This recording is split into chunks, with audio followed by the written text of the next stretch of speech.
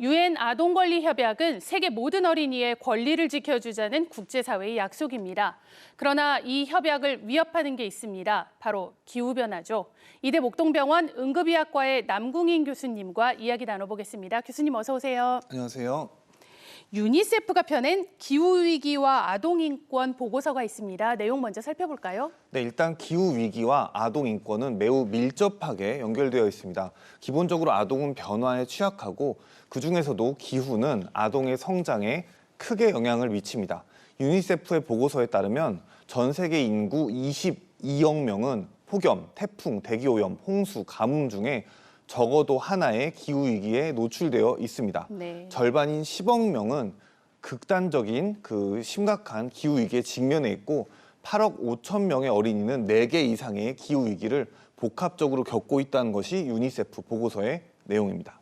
네, 그런데 이런 기후위기마저 불평등하다 이런 말이 있습니다. 네, 아무래도 지금 선진국으로 언급되는 국가들은 개발을 위해서 이미 탄소를 많이 배출한 나라들입니다. 네, 기후변화에 상대적으로 책임이 더 많다고 볼 수 있겠는데요. 네. 하지만 지금 선진국보다는 고통받는 것이 개발도상국의 아이들이고 훨씬 더 심각한 위기를 겪고 있을 것입니다. 네. 극단적으로 심각한 기후위기를 겪고 있는 10억 명의 어린이들이 속한 국가의 탄소 배출량을 모두 합쳐도 전 세계 배출량의 9.38%밖에 되지 않습니다. 네. 기후변화를 유발하는 국가와 직접 아동이 고통받는 국가가 따로라는 이야기인데요. 네. 선진국이 그만큼 책임을 지고 있는지는 우리가 생각해 볼 문제입니다.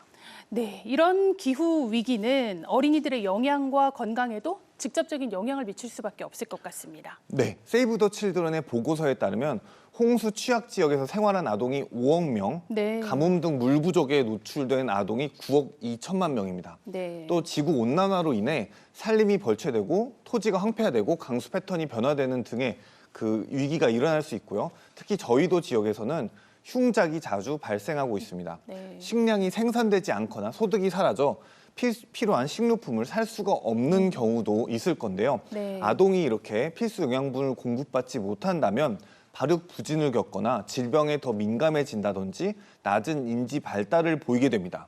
굶주려서 사망하는 경우도 안타깝게 있겠죠. 네. 이런 위기 상황에서는 아이들이 누려야 할 권리들, 교육권, 보호권, 참정권, 차별받지 않을 권리들이 모두 지켜지지 않을 것입니다. 그렇겠죠. 네. 게다가 전 세계 영양실조 아동의 90% 이상이 아프리카와 아시아에 살고 있습니다. 그중 많은 수가 최빈국에 집중되어 있고요. 네. 화석 연료에 대한 의존을 줄이지 않는다면 2050년까지 기후변화와 관련된 영양실조로 인해 아동 사망자가 연간 9만 5천 명이 늘어날 것이라는 보고서도 있습니다. 네, 교수님, 우리가 또 코로나를 겪지 않았습니까? 기후변화와는 무슨 상관이야 라고 하겠지만 기후변화에 제대로 대응하지 않으면 제2의 코로나 같은 감염병이 또 생길 거다라는 우려도 나오고 있습니다. 네, 코로나로 인한 감염병, 코로나 같은 감염병은 무분별한 동물의 축산으로 인해서 발생한다는 가설이 있습니다. 네. 너무 많은 동물을 공장 형식으로 축산하다 보니까 동물이 지닌 바이러스가 변이되어서 인간으로 넘어와서 발생한다는 가설인데요. 실제 네. 현대 공장 축산이 이루어진 이후로 주기적으로 신종 바이러스가 유행을 하고 있다는 사실이 이를 뒷받침합니다.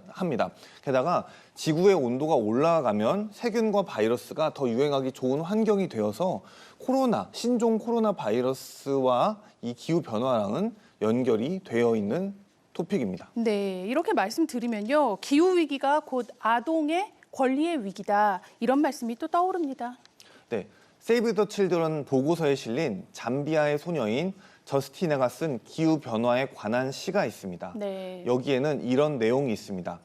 2세대를 사는 어린이인 나는 기후 변화가 가져온 영향을 큰 소리로 외치고 싶습니다. 강수량이 부족하여 가뭄이 발생하고 식량 부족으로 이어져 어린이들이 굶주리고 결국 수업에 집중할 수 없게 됩니다. 폭우로 어린이들의 학교 출석률이 낮아집니다.